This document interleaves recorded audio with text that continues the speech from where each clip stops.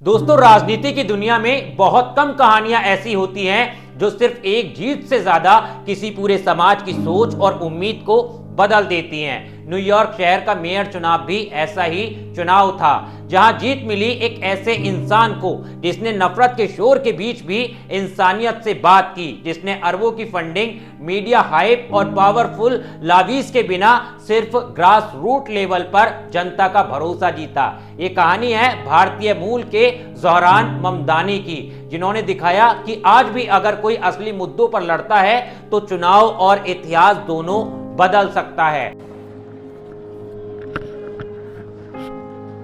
How's it going, guys? You have 60 seconds to talk just about the election. How you guys doing? Do you guys want to talk about the election for a minute? How you doing, boss? How's it going, sir? Excuse me, ma'am. How you doing, boss? Why is it that you don't feel as confident today about Democratic candidates? Standing before you, I think of the words of Jawaharlal Nehru. A moment comes but rarely in history when we step out from the old to the new, when an age ends and when the soul of a nation long suppressed finds utterance. Tonight we have stepped out from the old into the new.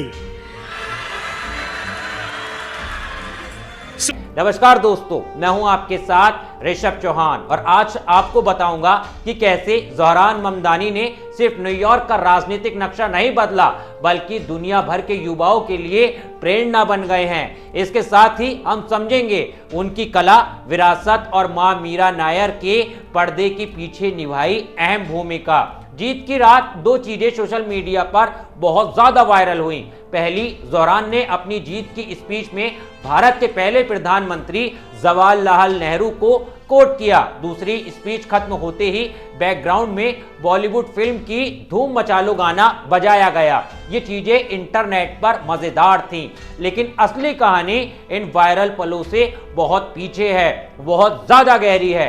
करीब 10 महीने पहले जब ज़ोहरान ने चुनावी campaign की शुरुआत की तो अमेरिका की कई बड़ी पोलिंग एजेंसियों ने सिर्फ उन्हें 1% वोट मिलने का अनुमान लगाया, मतलब लगभग असंभव जीत। ऊपर से किसी अरबपति फंडर ने इनके कैंपेन को सपोर्ट नहीं किया। अमेरिका जैसी महंगी राजनीति मशीनरी में बिना मेगा डोनेशन चुनाव जीतना लगभग नामुमकिन माना जाता है।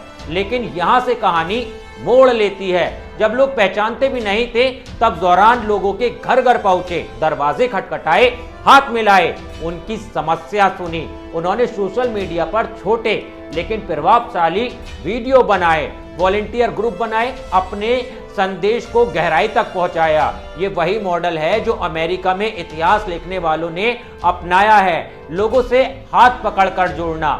ज़ोहरान ने पूरे कैंपेन में सिर्फ 3 प्रमुख वादे किए। पहला, पब्लिक ट्रांसपोर्ट सस्ती और सुगम हो। दूसरा, हेल्थ केयर सभी के लिए आसान हो। और तीसरा, शिक्षा प्रणाली में सुधार हो। वो बस किराए फ्रीज करने की बात करते रहे, यूनिवर्सल हेल्थ केयर की बात करते रहे और आम आदमी की आर्थिक तकलीफों को उठाते रहे। उन्होंने कभी जाति, धर्म, नफरत की राजनीति नहीं की और इसी वजह से मोहल्लों से लेकर सोशल मीडिया तक लोकप्रियता बनती चली गई। लेकिन जितने लोग जुड़े उतनी नफरत भी बढ़ी। अमेरिकन राइट विंग्स ब्लॉक ने उन्हें आतंकवादी कहा। कुछ चर्चित अकाउंट ने लोगों को डराया, अगर इसको वोट दिया तो समझो 9/11 के आतंकियों को वोट दिया। यहां तक कि बिरयानी खाते वीडियो पर भी नस्लीय टिप्पणी हुई। लेकिन ज़ोहरान ना झुके ना डरे, उन्होंने अपनी पहचान नहीं छुपाई। ज़ोहरान उन चुनिंदा अमेरिकन नेताओं में से रहे जो इजराइल गाजा की हिंसा और मानव अधिकार उल्लंघन के खिलाफ खुलकर बोले। यह कई अमेरिकी राजनीतिज्ञ हाथ भी नहीं लगाते, क्योंकि लाभी, दानदाताओं और मीडिया का भय हमेशा बना रहता है। लेकिन ज़ोहरान ने ह्यूमन साइड चुना। अब आता है वो एंगल जिसके बिना कहानी अधूरी है। ज़ोहरान की मां मीरा नायर, विश्व प्रसिद्ध फिल्म मेकर, जिन्होंने सलाम बॉम्बे, मानसून वेडिंग जैसी फिल्मों से सामाजिक असमानता और प्रभावशाली जीवन के संघर्षों को दर्शाया। उनका सिनेमा दर्द, इंसानियत और कहानी की शक्ति पर आधारित रहा। यही कला उन्होंने अपने बेटे में भी उतार दी। अगर आपने ज़ोहरान के कैंपेन वीडियो देखे होंगे तो क्लोज शॉट, मानवीय भाव, रंग और रोशनी, हल्का भावुक टोन, यह सब एक सिनेमैटिक सौंदर्य रचते हैं। उनका कैंपेन लोगो पुराने बॉलीवुड पोस्टर जैसा था।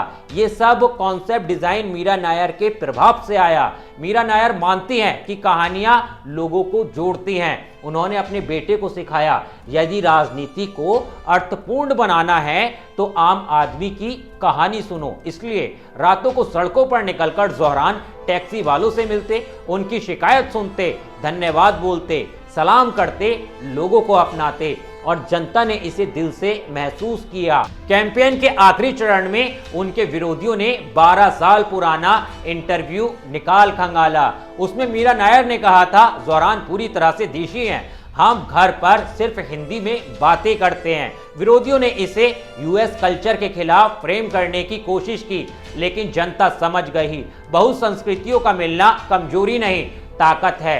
मीरा नायर पूरे कैंपेन में ज्यादातर समय कैमरा शर्मीली रही, लेकिन उन्होंने टीम के लिए खाना बनाया। अभियान बैठकों में क्वालिटी शामिल रही, दिवाली पर मिठाइयां बांटी, एक माँ का प्यार, कला और अनुभूति, सबने इस कैंपेन को भावनात्मक बना दिया।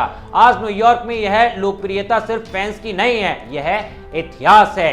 दुनिया के किसी भी बड़े शहर में इतनी तेजी से ग्रॉस रूट से उठना अकल्पनीय है। मीरा नायर कई जगह खड़ी हैं और कहती, I have come to talk to you about Zohran, he is my son. क्या सुंदर पल है, क्योंकि बिना अरबपति फंड, बिना नफरत, बिना डर, सिर्फ मुद्दे चुनाव जीता जा सकता है। यह हर युवा राजनीतिज्ञ के नाम संदेश है। ज़ोहरान ममदानी की जीत सिर्फ एक व्यक्तिगत की विजय नहीं है, ये कला, विरासत, इंसानियत और साहस का संगम है। एक मां की कहानियां जमीन पर उतरकर सामाजिक बदलाव ला सकती हैं। यह सपना अब राजनीतिक में सच होता दिखाई दे रहा है। तो दोस्तों, आप इस ऐतिहासिक सफर के बारे में क्या सोचते हैं? क्या भविष्य में राजनीति में ऐसे नेताओं की संख्या बढ़नी चाहिए जो नफरत नहीं, इंसानियत की राजनीति करें? कमेंट्स में अपनी राय जरूर बताइएगा।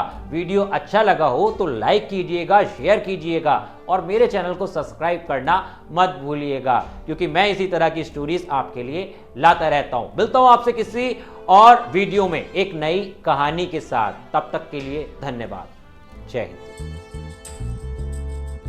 Good morning, New York City, and thank you. Last night we made history, and today we begin the work of making a new administration. Welcome to the transition.